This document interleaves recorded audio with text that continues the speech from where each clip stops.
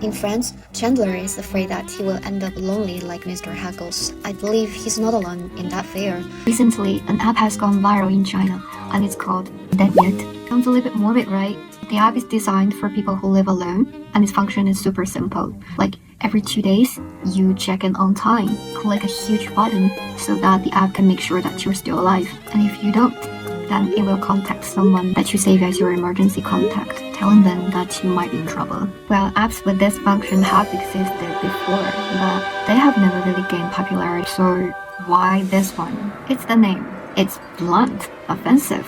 And you gotta say it's really funny, alright? And it also hit right at the anxiety and helplessness felt by people who live alone. A report predicts that by 2030, China could have up to 200 million single-person households. And it's not just China. In Germany, for example, around 20.6% of the population lives alone. And guess what? It's not just the elderly anymore. More and more young people are choosing to live alone due to a desire for independence, for example, delayed marriage, economic pressure, or the fear of not fitting in.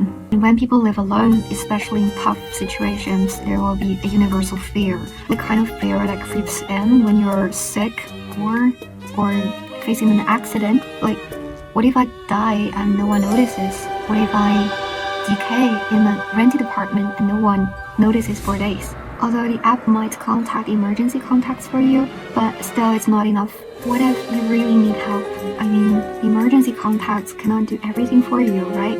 So it comes to how do we build a stronger support network with joint efforts by local communities, medical teams, emergency services, for example, maybe through community-based mental health hotlines, regular check-ins with neighbors, or even using social workers or property managers as secondary emergency contact.